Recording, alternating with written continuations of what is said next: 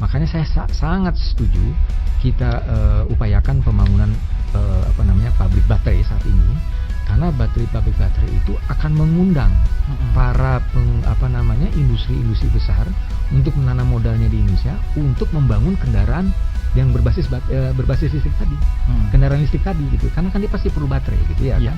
Dan itu yang menarik Pak sebenarnya gitu ya kan, bahwa kita kalau membangun sesuatu jangan berpikiran hanya buat produk lokal. Betul. Gitu ya kan, kita juga harus berpikir global.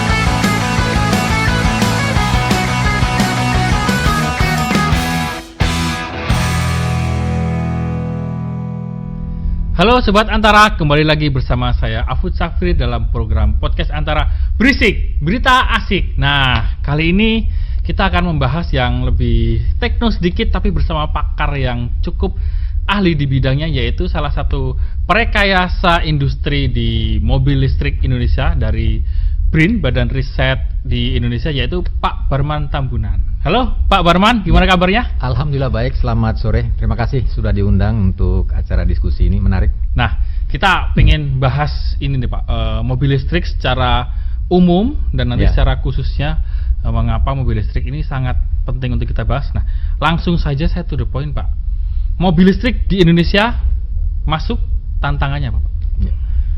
Kalau mengenai mobil listrik, tentunya kita tahu bahwa kita menginginkan punya produk yang kita sebut produk dalam negeri, pasti begitu. Artinya kalau kita mau mengejar teknologinya, ya kita juga harus punya upaya dan kerja keras dan melihat bagaimana kesiapan resources, gitu Pak. Ya. Betul. Kita udah tahu bahwa pengembangan mobil listrik itu di luar negeri sudah berjalan sejak awal tahun 2000-an. Bahkan sebenarnya mobil listrik itu tahun 1900-an itu sudah ada. Sudah dimulai ya? Jadi bukan merupakan suatu hal yang baru, ya kan? Nah, hanya saja dalam perkembangannya karena kita kemudian tahu kita punya resources terkait dengan fuel ya, yang kemudian menjadi bahan bakar untuk kendaraan yang berbasis combustion engine, ya akhirnya yang berkembang itu lebih cepat adalah kendaraan yang menggunakan fuel dibandingkan dengan baterai.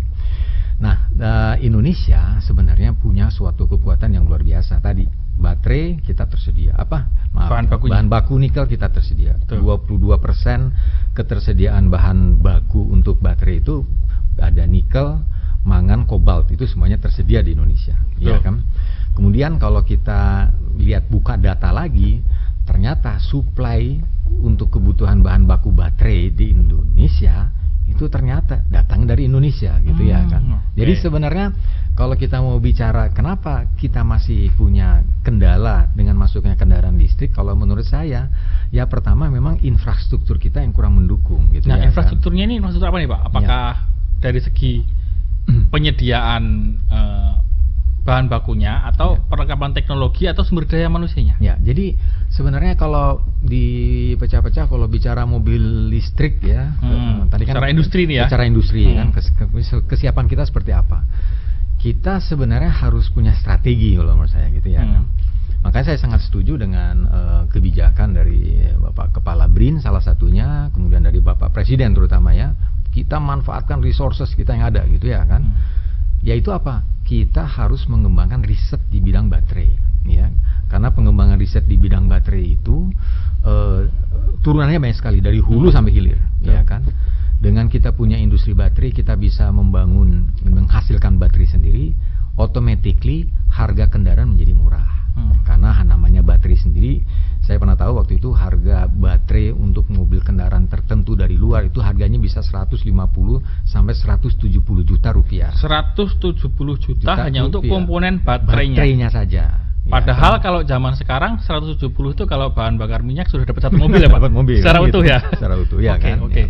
Makanya harga mobil hybrid pasti masih mahal sekarang ya, terutama di Indonesia.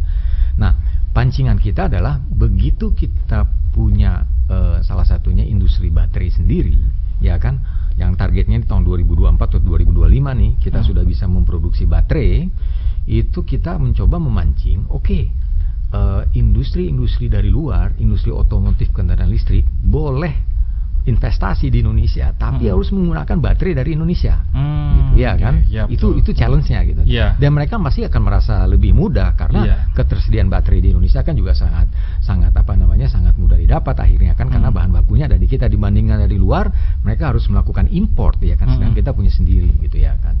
Nah, menariknya lagi adalah bahwa kita juga memang punya satu ya, kenapa BRIN kemudian bicara mengenai industri baterai ini, karena kita juga menyiapkan tadi SDM-nya. Betul. SDM-nya begini, pada saat sekarang kita ada 2 perusahaan besar yang sedang membangun industri baterai di Indonesia, ya kan? Pertanyaannya, apakah mereka siap untuk memberikan transfer teknologi? Kalau manusianya, SDM-nya sudah tidak siap gitu ya kan? Karena di dalam industri itu sebenarnya 3 aja. Investasinya, kemudian SDM-nya, kemudian marketnya. Baik. Kan gitu ya kan. Jadi kalau misalnya mereka yang datang, kita investasi orang dari luar gitu ya kan. Kemudian SDM-nya, transfer teknologinya, mereka datang kita nggak siap. Iya kan? Kemudian ketiga adalah masalah marketnya. Maka kita harus mancing orang untuk membangun industrinya di Indonesia, sehingga market itu terbawa akibat daripada kita sudah punya, ini loh, kita punya baterai dan kita ininya. Namun SDM-nya ini adalah tugas dari Badan Riset dan Inovasi Nasional salah satunya, menyiapkan kesiapan kita dalam upaya menerima transfer teknologi, gitu Pak. Sehingga pada saat nanti teknologi itu masuk ke Indonesia, kita tidak hanya melihat saja, tapi ya istilahnya dalam kunda kutip kita harus mencuri teknologi, walaupun itu ini ya, tapi pada saat transfer teknologi hanya bisa dilakukan dengan upaya kerja keras dan deal. Bagaimana caranya? Ya salah satunya misalnya dengan licensing teknologi. Orang dia sudah ada dibangun di Indonesia kok, masa kita nggak punya akses ke sana? Contohnya seperti itu. Nah, gitu. Tapi seperti ini Pak, ketika kita bicara mobil listrik, di mana kita tahu bahwa mobil listrik ketika dipasarkan sampai ke pengguna, ternyata secara keekonomian masih tinggi di Indonesia, antara 600 sampai 700 juta. Itu pun yang masih yang standar, yang murah lah. Sedangkan kalau harga pasarnya yang untuk mobil bahan bakar lain selain listrik, untuk mobil seperti itu kan sudah dapat mewah.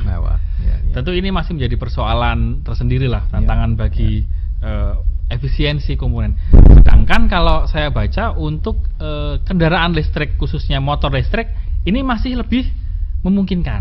Ya, walaupun saya kurang tahu apakah nanti kita akan bergerak lebih untuk produksi di kendaraan listrik ini akan lebih cepat masifnya, lebih mayoritas akan ditargetkan ke kendaraan bermotor listrik atau ke mobil listriknya sendiri Pak, kalau lebih melihat dari segi harganya gitu.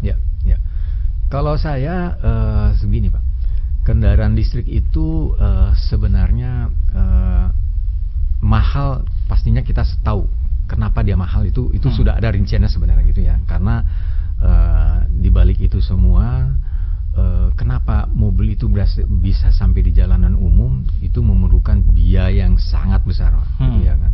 Makanya orang suka surprise Pak, misalnya kami nih penelitian di BRIN, berapa anggarannya, 500 juta sudah jadi prototipe gitu misalnya, begitu ya Pak.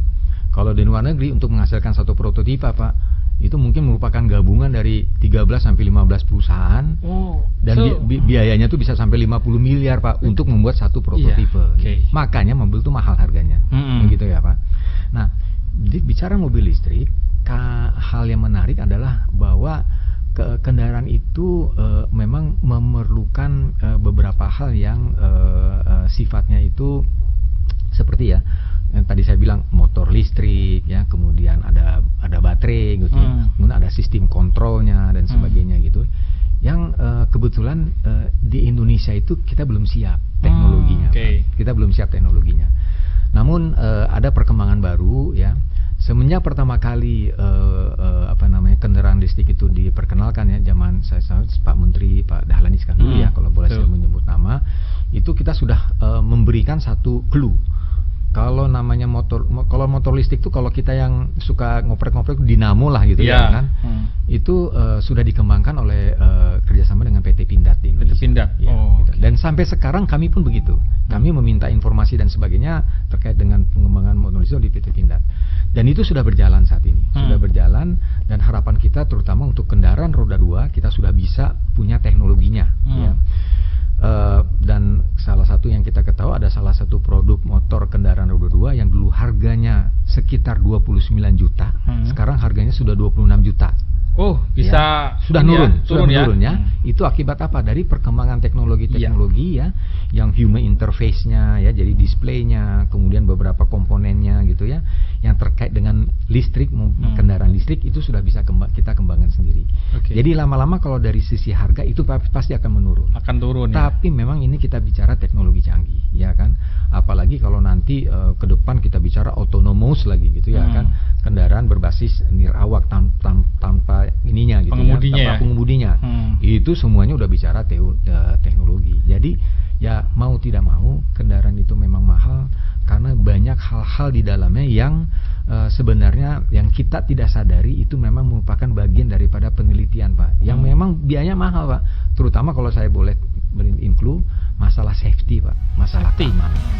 Nah, alhamdulillah mulai tahun 2021 kita sudah punya satu sistem SPKLU sendiri yang kita kembangkan dengan TKDN di atas 40%.